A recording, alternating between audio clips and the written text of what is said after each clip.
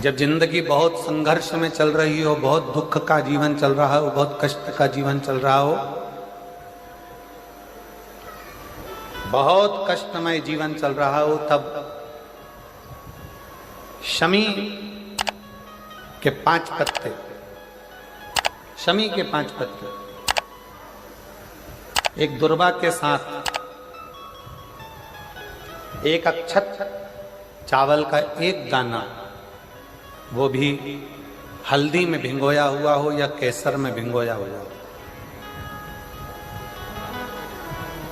शमी पत्र 5, एक दुर्वा, एक चावल का दाना, जो दिल से हृदय से बेलपत्री के वृक्ष के नीचे पार्थिव लिंग का निर्माण कर कर मट्टी का शिवलिंग बनाकर प्रदोष काल में, मतलब शाम के समय पर शिवलिंग बनाकर उस पे जल चढ़ाकर, जो ये 5 शमी का पत्र, एक दुर्वा और एक चावल का दाना, अपनी कामना कर कर जो दुख चल रहा है बाबा से विनय कर कर एक एक पत्ता जब समर्पित कर दे, फिर एक दुर्वा समर्पित कर दे, फिर एक चावल का दाना समर्पित कर दे और बाबा का वहीं पर पुनः विसर्जन कर दे, 3 महीना तो जाने दो, 15 दिन के अंदर वो दुख कटता जरूर है, चाहे कोई भी दुख,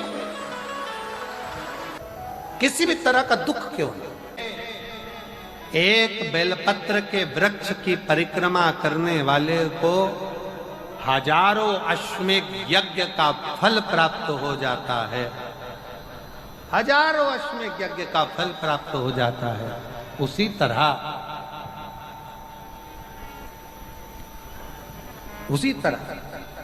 एक पार्थिव लिंग का निर्माण करने वाले को, मिट्टी का शिवलिंग का निर्माण कर कर पूजन करने वालों को 12 ज्योतिर्लिंग के शिवलिंग के दर्शन का पुण्य फल प्राप्त। बहुत ध्यान लगाकर सुनिएगा। एक बेलपत्री और उस बेलपत्री में एक चंदन की बिंदी और एक अक्षत का दाना मात्र रखकर भी अगर शिवालय पर चढ़ा दी जाती है, एक बेलपत्री, एक चंदन का बिंदी, और चंदन फिर निवेदन करेंगे। आज के जमाने में तुम लोग सब घिसा घिसाया, पड़ा पड़ाया, डब्बी का सामान ले लेकर, वो नहीं, चंदन की मुठिया रखो, थोड़ा सा भी घिसो, जरा सा भी घिसो, उसकी एक बिंदी और एक चावल का दाना जब हम भगवान देवादिदेव महादेव को समर्पित करते हैं, अपनी कामना कर कर समर्पित करते हैं, तो निश्चितता है, महापुराण की कथा कहती है, शंकर भगवान उसका फल शीघ्र प्रदान कर देते हैं। भले आपने कुछ करा ना करा, उसका फल तुम्हें मिल जाता है। में जाना, लोटा भरकर जल समर्पित करना, और कभी तुम्हारे जीवन में अगर तुमको लग रहा है कि मैं दुखों से पीछा छूट ही नहीं रहा, तब उस जगह पर बेलपत्री के मध्य भाग में पीला चंदन, ये जो पत्ती है और ये 2 पत्ती हैं, ये बड़ी पत्ती और ये बीच की जो 2 पत्ती हैं, इसके बीच में जो डंडी का भाग रहता है, जो बीच में डंडी का जो भाग है, बड़ी पत्ती और ये 2 छोटी पत्ती के मध्य में जो डंडी का भाग है, उस डंडी के भाग में पीला चंदन और एक अक्षत पीला, शंकर भगवान को आप अगर प्रदोष काल में समर्पित कर रहे हैं, तो ये निश्चित है कि धीरे धीरे कर कर वो दुख समाप्त होगा, वो दुख कटेगा ही। प्रकट वर्णन किया गया शंकर भगवान की आराधना में, शिव की आराधना में, जब तुम्हें लगता है कि तुम्हारा व्यापार नहीं चल रहा, कोई तुम्हें धोखा दे रहा है, लक्ष्मी नहीं आ रही, बहुत चिंता में पड़े हुए हो, बहुत टेंशन में जिंदगी चल रही है, बहुत बीमारियां तुमको घेर ली है और चारों तरफ अंधेरा ही अंधेरा नजर आ रहा है, तुमने विचार करा अब मैं तो मर जाऊं तो अच्छा, मैं सुसाइड कर लूं तो अच्छा, मैं मर जाऊं तो अच्छा, तो मरने से पहले एक काम कर कर देखना, शंकर भगवान की आराधना कर कर देखना, शिव पर एक लोटा जल चढ़ा कर देखना, और ज्यादा चिंता, ज्यादा टेंशन हो तो बेलपत्री के जड़ को घिसकर उसका चंदन बनाकर शंकर को लेपन कर कर उसकी भी आराधना कर कर देखना कि बेल चंदन का फल क्या। बेलपत्र, एक बेल, ये कोई साधारण नहीं, एक बेलपत्र एक बेल, ये कोई साधारण नहीं, एक बेल। इसकी नीचे की डंडी से लेकर ये दो पत्तियां जहां लगी हैं और दो पत्ती से लेकर ये बीच की जो पत्ती है उसमें जो गैप है, उसमें जो जगह है, दिख रही है आपको? ये दो पत्ती से लेकर बीच की पत्ती के बीच में जो जगह खाली रहती है, 33 कोटि देवी देवताओं विराजमान रहते हैं इस बीच की जगह में। जब शिव जी को चढ़ाया जाता है तब इस पत्ती के बीच की जगह शंकर के शिवलिंग पर रखा जाता है, तो शिव जी इतने प्रसन्न होते हैं कि मेरी स्तुति करने के लिए ये भक्त 33 कोटि देवताओं को लेकर आया है, मेरी स्तुति करने के लिए। लोग चावल लाए, लोग अंबारियां लाए, धन लाए, दौलत लाए, संपदा लाए, पर एक शंकर का भक्त ऐसा होता है जो एक बेलपत्री के रूप में 33 कोटि देवताओं को, 64 योगिनियों को, आदि शक्तियों को शंकर को समर्पित करता है। कितना सुंदर संवाद है, कितना सुंदर बात कही कि भूल से भी किसी तीर्थ में नहीं गए, कहीं हमने गौदान नहीं करा, कहीं हम किसी तीर्थ में नहीं गए, हमने कहीं गौदान नहीं करा, हमने कहीं ब्राह्मण भोजन नहीं कराया, हम कहीं गंगा यमुना कावेरी सरस्वती नर्मदा छिपरा पुण्यवान नदी में हम स्नान नहीं कर पाए। शिव महापुराण की कथा कहती है भूलवश भी अगर पिपलेश्वर या बटकेश्वर किसी शिवालय पर भूल से भी अगर एक लोटा जल चढ़ जाता है तो देव अधिदेव महादेव सारे तीर्थों का फल अपने आप प्रदान कर देते हैं। भूल से भी चढ़,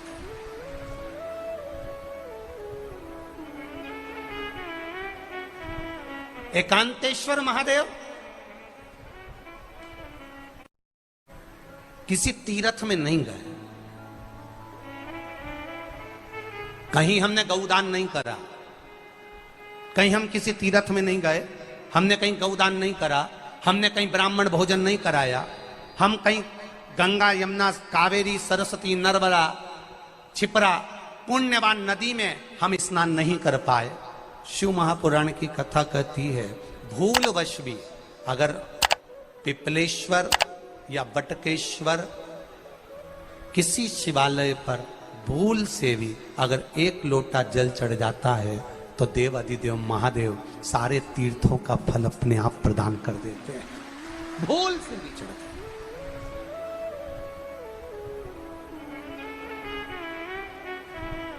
एकांतेश्वर महादेव जो कि एकांत में बैठा हुआ है, एकांतेश्वर महादेव अकेला बैठा है अलमस्त होकर। आप जा रहे हो गाड़ी लेकर, आप 4 व्हीलर गाड़ी में जा रहे हो, ट्रैक्टर में जा रहे हो, ट्राली में बैठकर जा रहे हो, क्रूजर में बैठकर जा रहे हो, 2 व्हीलर गाड़ी में बैठकर जा रहे हो, और एकांतेश्वर महादेव का मंदिर दिख गया, कोई एकांत में, भले उसका नाम नहीं मालूम तुमको कि कौन सा महादेव, पर अकेला बैठा है जंगल में, वृक्ष की छांव में, एक ओटले पर, कोई दीवार नहीं, कोई जाली नहीं, कोई गेट नहीं, कुछ भी नहीं। ये शिव मंदिर में जाकर एक लोटा जल समर्पित करती थी, और शास्त्र कहता है कि शंकर के मंदिर में अगर एक लोटा जल कोई एक परिवार का व्यक्ति भी समर्पित कर रहा है तो समझ लेना कि वो अपनी 71 पीढ़ी को पार लगा रहा है। वो अकेला नहीं, 71 पीढ़ी को पार लगा रहा है। शिव महापुराण की कथा कहती है जब बच्चा गर्भ में आता है, माता के गर्भ में जब संतान आती है और माता के गर्भ में जब संतान रहती है, उस 9 महीने में स्त्री नारी अगर कहीं शंकर के मंदिर के सामने से निकल जाए, या शिवालय का जल स्त्री को मिला हो, या शंकर भगवान का कोई प्रसाद, या शंकर भगवान का कोई नाम जाप, या शंकर भगवान का कोई मंत्र जाप उस स्त्री के कानों में पहुंच जाए, तो जो गर्भ में बच्चा होता है वो बच्चा शंकर की कथा तक या शिवालय तक उसको बिना बोले ही वो अपने आप चला ही जाता है, पहुंच ही जाता है। उस गर्भ में रहने वाले बच्चे को भगवान शंकर के मंदिर के सामने से भी कोई गर्भवती स्त्री निकल कर चली जाती है तो उसका भी फल उसको प्राप्त हो जाता है। उसका भी फल उसको प्राप्त हो जाता, और वो फल साधारण नहीं होता। क्यों? बेलपत्री को जब भी चढ़ाया जाता है तो पीछे की डंडी पकड़कर नहीं चढ़ाया जाता। बेलपत्री को चढ़ाने के लिए मध्य भाग को, जैसे यह बेलपत्र होता है तो इसका मध्य की जो डंडी होती है, मध्य भाग होता है बेलपत्री का, तब मध्य भाग को पकड़कर हम भगवान शंकर को बेलपत्र समर्पित करते हैं। कोई भी बेलपत्र ऐसे नहीं चढ़ाता कि डंडी पकड़ के चढ़ा दिया, फिर पीछे की डंडी पकड़ के चढ़ा दिया, फिर पीछे की डंडी पकड़ के चढ़ा दिया, फिर डंडी पकड़ा, फिर चढ़ा दिया ना। मेरे देवादिदेव महादेव को जब भी बेलपत्र चढ़ाया जाता है तो मध्य भाग, पीछे की डंडी पकड़कर नहीं, मध्य भाग से भगवान शंकर को बेलपत्र समर्पित किया जाता है। मध्य भाग से जब भी पकड़ेंगे तो मध्य भाग को पकड़कर बेलपत्र समर्पित करेंगे। क्यों?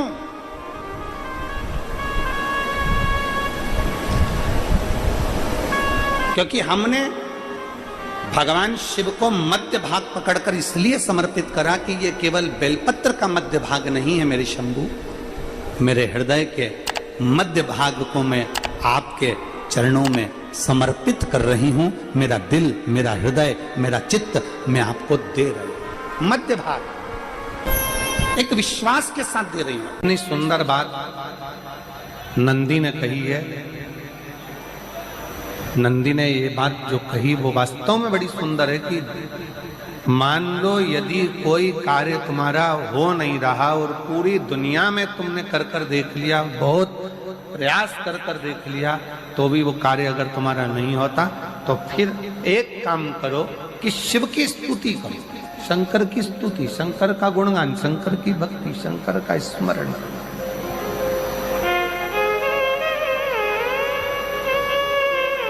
फिर शिव की स्तुति करिए, शंकर से विनय करिए, शंकर से निवेदन करिए, शंकर का गुणगान करिए।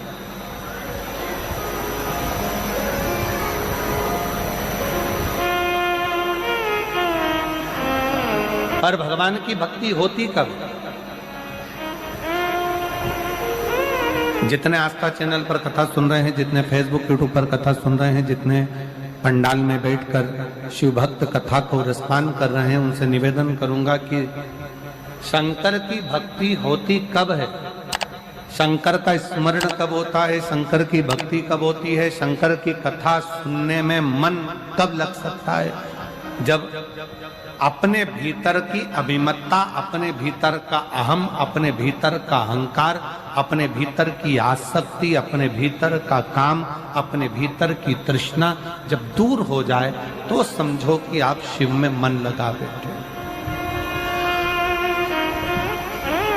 कितने सारे लोग बैठे हैं यहाँ पर कथा में, सब पंडालों के अंदर लोग शिव भक्त बैठे हुए हैं। कई लोग ऐसे भी होंगे जिनका आकर बैठ तो गए पर दिल नहीं लग पाया। दो जल व्यक्ति के जीवन को बदलते। कितने जल? जम के बोलो जरा। दो जल। एक देवादिदेव महादेव के लिए भरा गया एक लोटा जल और दूसरा है स्वयं के लिए भरा गया एक लोटा जल। यहाँ पर अगर बुजुर्ग मेरी माताएं बैठी होंगी, मेरी जीजियां बैठी हैं, मेरे जीजा बैठे हैं, बुजुर्ग जितनी माताएं बैठी हैं, वो पुराने समय का अगर लेख उठाकर देखेंगे तो पुराने समय के लोग भोजन करने बैठते थे ना, तो भोजन करने से पहले अपने पानी के लोटे को भरकर, अपना गिलास भरकर बैठते थे। किसी ने देखा है कि नहीं देखा? जम के बोलो जरा, देखा है आप लोगों ने? पुराने समय के लोग जब भोजन करने बैठते थे, पुराने समय के लोग जब भोजन करने बैठते थे तो अपना पानी का गिलास, अपना पानी का लोटा पहले भरकर आसन लग जाता था। बहू आसन लगा देती थी, बहू खाना बना देती थी, घर की पत्नी खाना बना देती थी, भोजन बना देती थी, घर के लोग भोजन दे देते थे। थाली कोई भी लगा कर ला कर दे, थाली कोई सजा कर ला कर दे, पर घर का जो व्यक्ति खाना खाने बैठता था, भोजन करने बैठता था, वो अपना पानी स्वयं भर कर बैठता।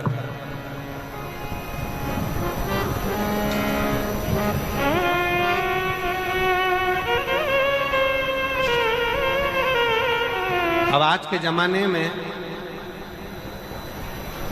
दुनिया के लोग कहते हैं मैं दुकान चला रहा हूं, दुनिया के लोग कहते हैं मैं घर चला रहा हूं, दुनिया के लोग कहते हैं मैं ये कर रहा हूं। तुम अपना खुद का पानी भरकर तो बैठ नहीं रहे और कह रहे हो कि घर चला रहा हूं। स्वयं का एक गिलास पानी व्यक्ति नहीं भर पा रहा। कितना सुंदर कहा है महाराज जी, बहुत सावधानी से सुनिएगा। दो जगह का जल व्यक्ति के जीवन को बदल देता है। एक शिव के लिए भरा गया जल और दूसरा स्वयं के लिए भरा गया जल। स्वयं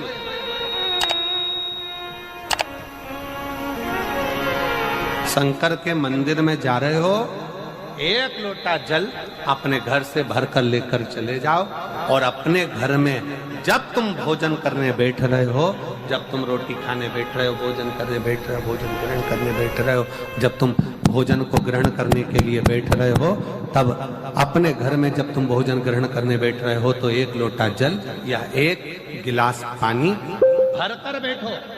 बहू अच्छी है, पानी भरेगी, मना नहीं है। बेटा अच्छा है, पानी भरेगा, मना नहीं है। पोता अच्छा है, पोती अच्छी है, नाती अच्छा है, पंती अच्छा है, घर में सब अच्छे। तुम्हारी पत्नी भी अच्छी है, तुम खाना खाओगे तो वो पानी ला कर दे देगी। तुम्हारी बहू भी अच्छी है, तुम भोजन करोगे तो वो पानी ला कर दे देगी। तुम्हारा परिवार का हर व्यक्ति अच्छा है, तुम्हारा कहना मानता है। तुम जिमने बैठोगे, भोजन करने बैठोगे तो वो पानी ला कर देगा। पर शिव पुराण की कथा कहती है, जो व्यक्ति भोजन करते समय अपना जल स्वयं भरकर बैठता है, उसकी जिंदगी में से 3 रोग समाप्त हो जाते हैं। कितने रोग समाप्त हो जाते हैं? 3। पहला, अपना जल स्वयं भरकर बैठने वाले के घुटने का कभी भी डॉक्टर उसके घुटने बदलने का बोलेगा ही नहीं, घुटना बदल ही नहीं सकता। स्वयं का जल भरकर बैठो। दूसरे नंबर पर, जिसकी रीढ़ की हड्डी में कमर से लेकर कंधे तक जिसकी हड्डी में दर्द होता हो, या जो सुबह सुबह सोकर उठता हो और उसके कंधे दुखते हो या पीठ दुखती हो। दूसरे नंबर का रीढ़ की हड्डी का दर्द। और तीसरे नंबर का, डॉक्टर को दवाई खा खा कर परेशान हो गए और आधा सिर का रोग, भुकुटी, ये भौएं दुखती हो, सिर दुखता हो, ये कान के पास का दर्द होता हो, तो अपना भोजन करते समय अपना पानी स्वयं भर कर बैठो। आपको ये 3 रोग से मुक्ति अपने आप मिलना प्रारंभ होगा, अपने आप। अब किसी ने कहा, गुरुजी पत्नी पानी ला कर देती है, पति पानी ला कर देता है, बेटा पानी ला कर देता है, बहू पानी ला कर देती है, पोता पोती पानी ला कर देते हैं, नाती पंती पानी ला कर देते हैं, नौकर लगे घर में वो पानी ला कर देते हैं, सेवादार लगे घर में वो पानी ला कर देते हैं, तो हमको पानी लाना क्यों जरूरी है? तो अग्नि पुराण में वर्णन आता है कि जो घर में पानी जिस मटके में भरते हो, जिस हंडे में भरते हो, जिस बाल्टी में भरते हो, जिस टंकी में पानी भरते हो, पीने का पानी जिस हंडे में, मटके में, बल्टोई में, जिस गगरे में तुम भरते हो, वो स्थान पितरों का स्थान रहता है। जब हम पानी भरकर भोजन करने बैठते हैं तो हमारे पितर भी उस स्थान पर आकर निश्चित जगह पर बैठते हैं, और जब हम भोजन ग्रहण करते हैं तो हमारे पितरों के भाव का आशीर्वाद हमारे ऊपर पड़ जाता है, जिससे हमारे 3 दर्द समाप्त हो जाते। स्वयं भरो, स्वयं।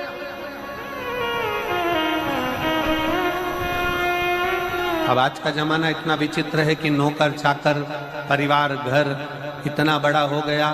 आज के जमाने में कोई सोफे पे से उठना पसंद नहीं करता, वहीं से हवाई लगा देते हैं।